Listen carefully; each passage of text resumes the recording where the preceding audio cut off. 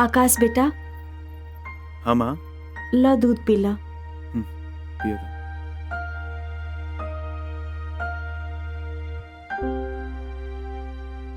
आकाश हाँ माँ। बेटा, तोसे एगो बात करे के बा। कहा ना। देख बेटा, हम उम्र के हिसाब से थक गइल बानी।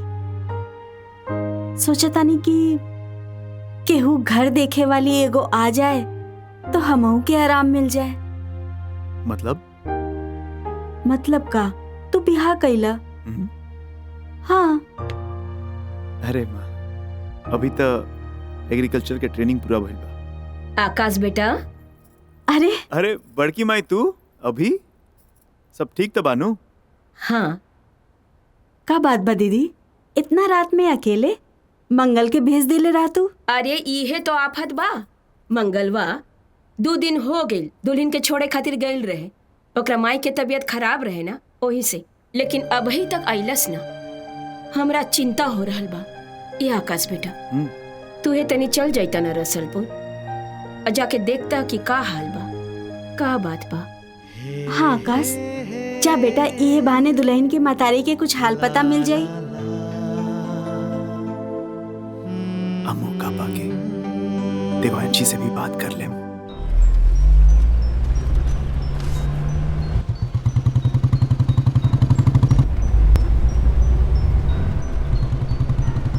रुक।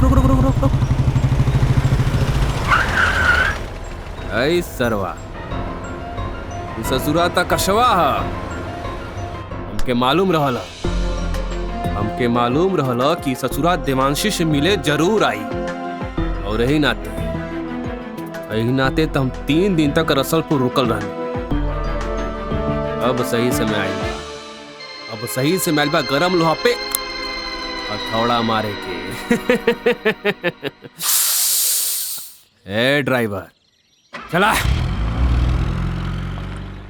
रीमा बुलोलू हा?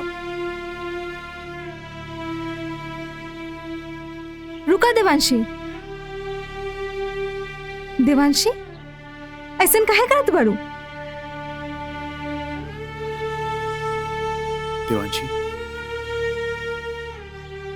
आखिर हमरा से कौन गलती हो गई कि तू हमरा से इतना नफरत करे लगलू?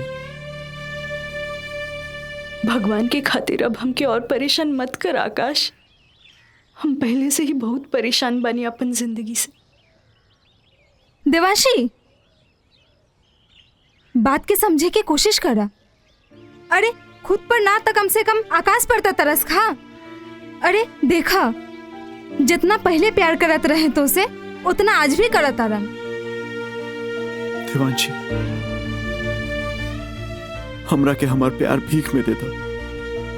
हम तरह से बहुत प्यार करेनी। हमार सीना के जख्म नासुर बन गइल बा आकाश। धर्म संकट ना तो हमें जिए देत बा और ना ही मरे देत बा। अब हम का करी? देवांशी, अब हम का करी? समय हर जख्म के भर देवेला। अगर इंसान जिए के कोशिश करे तब, अगर तू हमरा के एक काबिल समझा तो तू हमरा के अपन सहारा बना ला।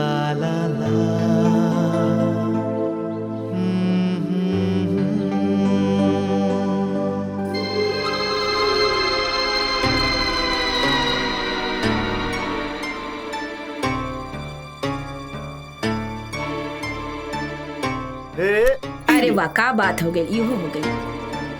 का रे मंगला, कितना कमीना हो गई ले रे तू, कितना कमीना हो गई ले। हम कहले रहे कि तू वहां ना रुकी है, लेकिन तू 3 दिन तक रुक गई ले रसलपुर में। काहे कि तुम्हारा देवांशी और आकाश के बीच में नाजायज संबंध बा।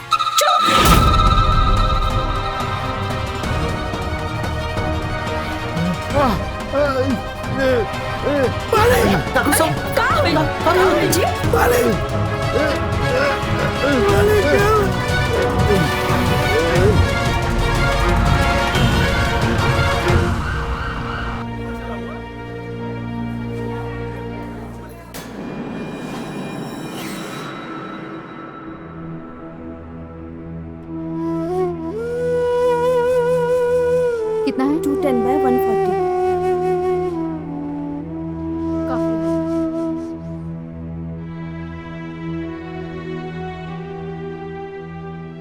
डॉक्टर साहब कैसन बाड़न? चिंता करने की बात नहीं है, भगवान का लाख लाख शुक्र है ठाकुर साहब बच गए हैं, लेकिन उनको दिल का दौरा और पैरालिसिस दोनों एक साथ अटैक किया। आप उनको दवाई टाइम पे देते रहिएगा, जल्दी ठीक हो जाएंगे। मंगल, मैंने कुछ दवाइयाँ लिख दी हैं, ये आप जाके डिस्पेंसरी से ले लीजिएगा। जी डॉक्टर। रुका मंगल, हम चलता नहीं।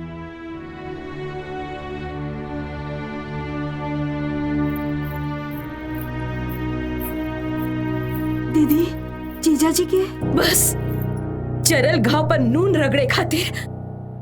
और तू बता रे कलमुहा, सपोला तो हर देवांशी से का रिश्ता बा? ई का कहता नहीं बड़की माई? उहे जे सब कोई कहता।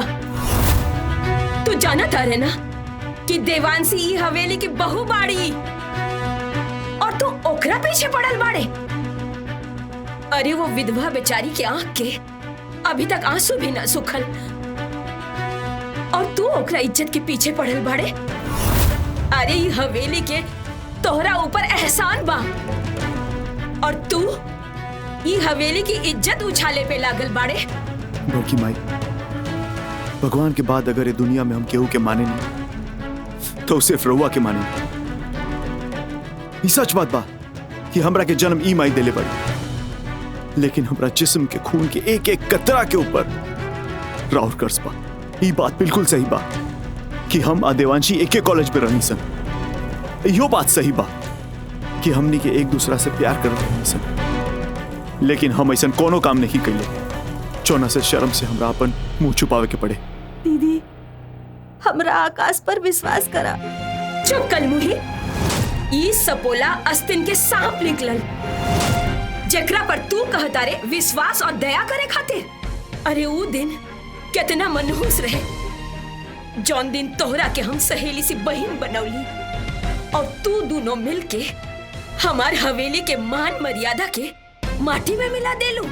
अगर तोहरा पास तनी को लाज शरम बचल बना तो ई गांव छोड़ के चल जा और आज के बाद दोनों माई बेटा आपन कबो मुंह मत दिखाया ई गांव में।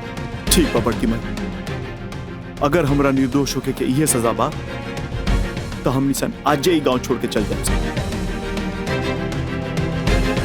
चलो माँ, चलो।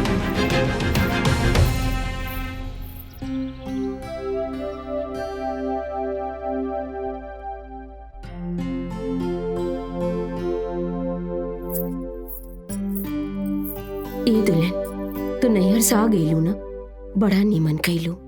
जाना तारू हम कितना परेशान रही, संजोग से आज ना नवमी बा। हम जाता नहीं मंदिर और माई से प्रार्थना करब कि हे माई हमार घर में कोनो ग्रहण लग गई, अब कम से कम जे बचल बा ओकरा माई सलामत रखस। ठीक बा, ठीक बा। अपन बाबूजी के ध्यान रखिया। जी ठीक है, आ रहल बानी।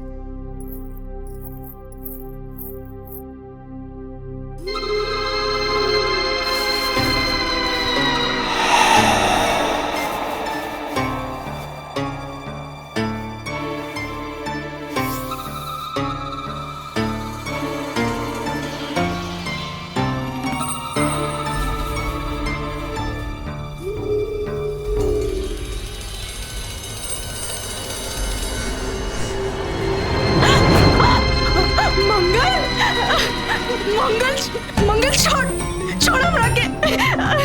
मंगल छोड़ हमरा के, छोड़। बाबूजी छोड़ हमरा के।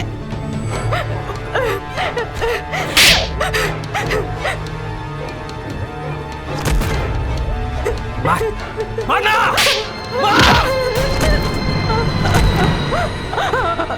रोक।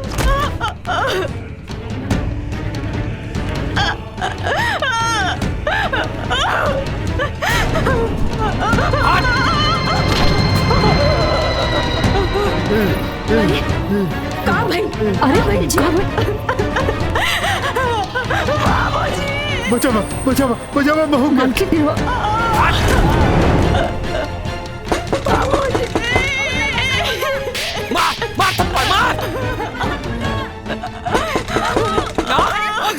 जी बदतमीज कहीं के, कहीं ना कहीं का जकरा हम रक्षक समझ ली वे भक्षक बन गई रे। आस्तीन के सांप कमीना कहीं के, भाग यहाँ से भाग।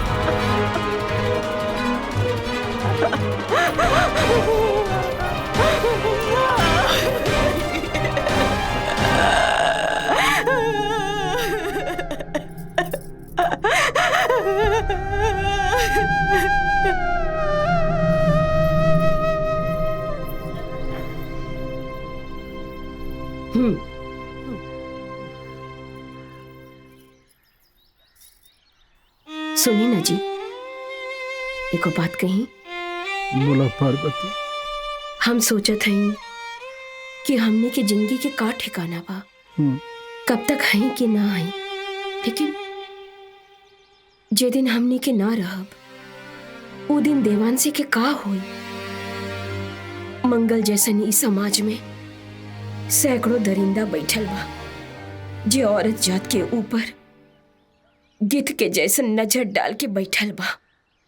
एक खातिर हम सोचत रहनी कि देवांशी और आकाश के एक कर दिया जाए। और जाना तनी, आकाश अभी भी देवांशी के बहुत प्यार करेला जी। तुहार फैसला सही बा पार्वती।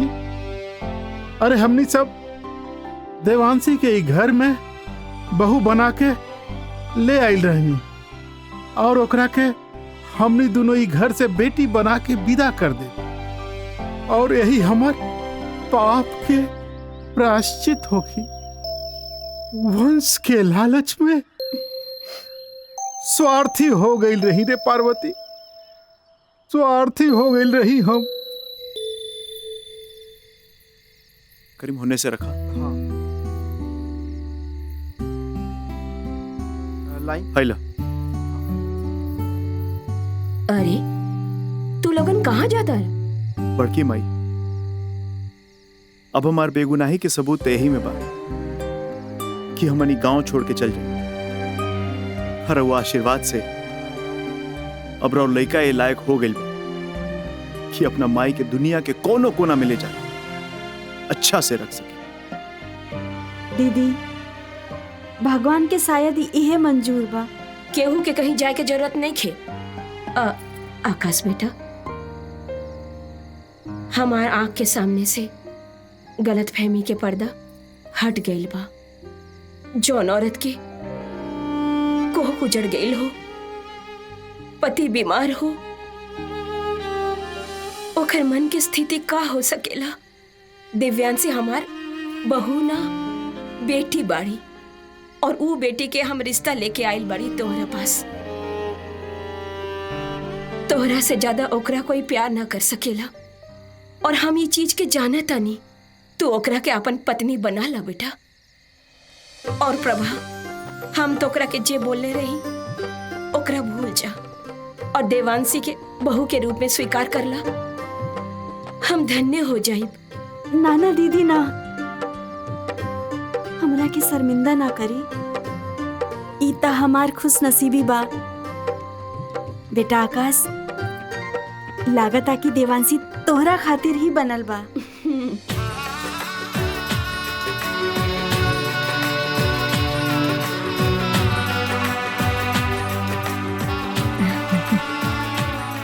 ओम मंगलम भगवान विष्णु मंगलम गरुड़ध्वज मंगलम पुंडरीकाक्षाय मंगलाय तनोहरि। ओम सर्व मंगल मांगल्ये शिवे सर्वार्थ साधिके शरण्ये गौरी नमस्ते। पंडित, मंगल शादी ब्याह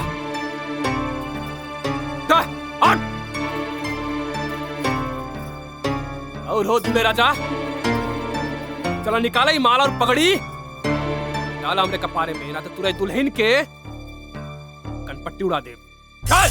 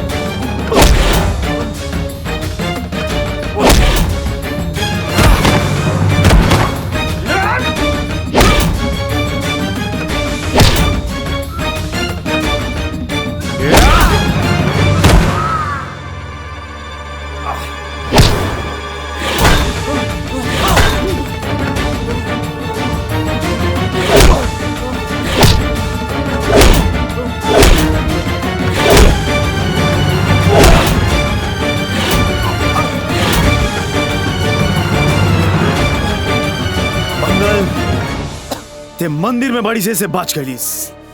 अगली बार अगर ते देवांशी के आसपास भी लौक ले तो तोरा के जिंदा ना छोड़े। हट!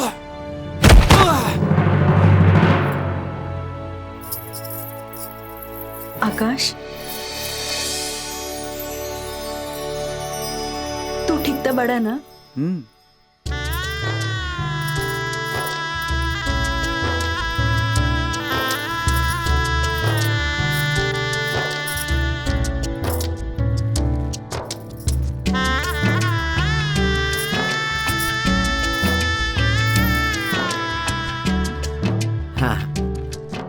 भगवान की कृपा से सब ठीक हो गया है ना?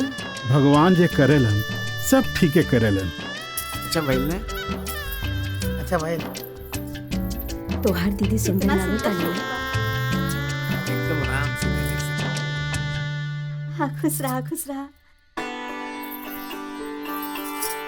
खुश रहा खुश रहा। खुश रहा खुश रहा। बेटा, हम तोहरा अपन पुतोह ना, बेटी समझ के हम आकाश के सुपुर्द कईनी है। और शायद यही हमार बेटा प्रकाश खातिर सच्ची श्रद्धांजलि होगी। जा, तोहनी दोनों खुश रहा, खुश रहिया बेटा।